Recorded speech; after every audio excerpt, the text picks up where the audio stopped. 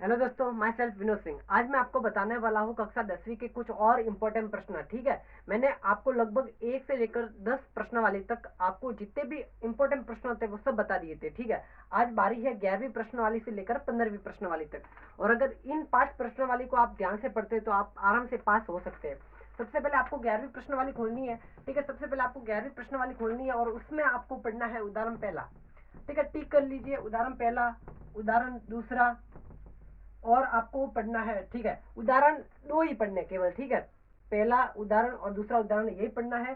फिर आपको प्रश्नावली 11.1 खोलनी है। प्रश्नावली 11.1 में आपको पढ़ना है क्वेश्चन पहला, सवाल पहला पढ़ना है, फिर दूसरा, फिर एक पढ़ना है तीसरा। ठीक है, और दूसरा व तीसरा सेम है, ये दोनों सेम है। अगर आप दूसरा कर देते तो तीसरा हो जाएगा, अगर आप तीसरा कर देते तो दूसरा हो जाता है। ठीक है, उसके बाद आपको पढ़ना है 5वां सवाल, उसके बाद एक हो रहा है 6ठा सवाल। ठीक है, ये सवाल आपको 11.1 में से पढ़ने हैं। उसके बाद 11.2 में से आपको क्या क्या पढ़ना है? पहला सवाल पढ़ना है, व दूसरा, तीसरा व चौथा। ये 4 सवाल आपको पढ़ने हैं 11.2 में से। बस 11वीं प्रश्नावली में केवल आपको इतने ही प्रश्न पढ़ के जाना है और आप आराम से अच्छे स्कोर बना सकते हैं। ठीक है, अब इसके बाद जो मैं बात करूंगा वो 12वीं प्रश्नावली की। ठीक है, 12वीं प्रश्नावली जो मेरे ख्याल से वृत्त की रचना वाली है। ठीक है, 12वीं प्रश्नावली में क्या क्या इंपॉर्टेंट है? 12वीं प्रश्नावली में सबसे पहले आपको उदाहरण पहला, सबसे पहले आपको उदाहरण पहला करना है। उसके बाद 12.1 प्रश्नावली खोलनी है और उसमें आपको पढ़ना है क्वेश्चन पहला, तीसरा, चौथा। ठीक है, ये 3 सवाल आपको पढ़ने हैं और उसके बावजूद एक आपको खोलना है उदाहरण दूसरा, ये। ठीक है, ये इतना पढ़ना है आपको। फिर आपको खोलना है 12.2 प्रश्नावली और 12.2 में से आपको क्या क्या पढ़ना है वो देख लीजिए। पहला तो है दूसरा प्रश्न, फिर है तीसरा, 5वां, 8वां, 10वां, 13वां और 14वां। इतने प्रश्न आपको पढ़ने हैं 12.2 प्रश्नावली में से। ठीक है, और आपको इसके साथ याद रखना है उदाहरण 5वां व उदाहरण 6ठा भी आपको देख लेना है। उदाहरण 5वां व उदाहरण 6ठा भी देख लेना है। उसके बाद आपको खोलनी है 12.3 प्रश्नावली। 12.3 प्रश्नावली में से आपको खोलनी है, एक सवाल लिखना है, दूसरा, तीसरा, 5वां, 8वां, 10वां व 12वां। ठीक है, आपको 12वीं प्रश्नावली में से इतना पढ़ना है। ठीक है, ध्यान से पढ़िएगा और अच्छे स्कोर बनाइएगा और कोई चिंता करने की जरूरत नहीं है, बोर्ड आराम से निकल जाएगी अगर आप अच्छे और अच्छे ध्यान से पढ़ के ये सभी को जाते हैं। ठीक है, अच्छी तरीके से वहां पर लिख के आते हैं, कोई प्रश्नों को खाली ना छोड़ते हैं। ठीक है, तो आप अच्छे स्कोर भी बना सकते हैं। अब उसके बाद हम लेते हैं प्रश्नावली 13वीं। प्रश्नावली 13वीं में सबसे पहले आपको खोलनी है 13.1।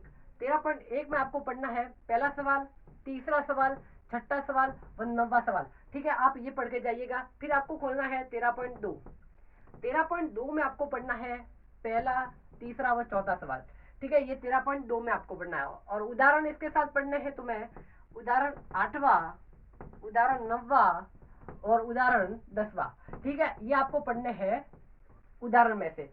फिर आपको खोलनी है 13.3 प्रश्नावली। ठीक है, 13.3 में से क्या क्या पढ़ना है? एक तो पहला सवाल पढ़ना है, उसके बाद दूसरा, इसके बाद 6ठा और उसके बाद 8वां। फिर आपको एक और उदाहरण पढ़ना है जो है उदाहरण 14वां, ये पढ़ना है। और उसके बाद अंतिम 13.4। 13.4 में से आपको क्या क्या पढ़ना है? 13.4 में से आपको पहला सवाल पढ़ के जाना है, दूसरा सवाल पढ़ के जाना है, फिर 6ठा, फिर 8वां। ठीक है, ये आपको पढ़ के जाने हैं किसमें से? 13.4 प्रश्नावली में से। ठीक है, यहाँ पे 7वां कर दीजिएगा, ये जो 8वां लिखा है यहाँ पे आपको 7वां कर देना है। ठीक है, फिर आपको खोलनी है प्रश्नावली 14वीं, जो सो इम्पोर्टेंट है, सबसे ज्यादा इम्पोर्टेंट है 14वीं प्रश्नावली, जो कि ज्यादा नंबर वाली है। अगर आपने इसके प्रश्नों को ध्यान से कर दिया, अगर आपने इसके प्रश्नों को ध्यान से कर दिया तो आप बिल्कुल ही पास हो जाएंगे। ठीक है, आपको कोई भी चिंता नहीं करनी है। आपको सबसे पहले 14.1 प्रश्नावली खोलनी है, उसमें से आपको टिक करना है दूसरा, तीसरा, 6ठा व 7वां सवाल। ठीक है, ये आपको खोलनी है 14.1 प्रश्नावली में से। ठीक है, 14.1 में से। और उदाहरण इसका आपको पढ़ना है उदाहरण 5वां। फिर आपको खोलनी है 14.2 प्रश्नावली। 14.2 प्रश्नावली में से आप पढ़ के जाएंगे पहला, दूसरा व तीसरा सवाल। इसका एक उदाहरण भी इंपॉर्टेंट है और 5 सूत्र भी इंपॉर्टेंट है। ठीक है, माध्य निकालने की जो 3 विधियां है, प्रत्यक्ष विधि है, कल्पित विधि है और पद विचलन विधि है, वो तीनों विधि को आपको बिल्कुल गहराई से पढ़ के जाना है ताकि आपका एक भी सवाल गलत ना हो। बहुलक कैसे निकालते हैं, फिर बहुलक के बाद माध्य कैसे निकालते हैं, ये सब ट्रिक्स आपको पता होनी चाहिए। ठीक है, ये 5 सूत्र इसमें इंपॉर्टेंट होते हैं, उसको भी एक बार आप देख लीजिएगा। ठीक है, 14.2 में से आपको इतना ही पढ़ना है। फिर आता है उदाहरण 7वां व उदाहरण 8वां। उदाहरण 7वां व उदाहरण 8वां आपको पढ़ना है, ठीक है। उसके बाद खोलनी है आपको 14.3 प्रश्न वाली। 14.3 में से आपको पढ़ के जाना है दूसरा, तीसरा, चौथा व पांचवा, ठीक है, ये पढ़ के जाना है। फिर आपको खोलनी है 14.4 प्रश्न वाली।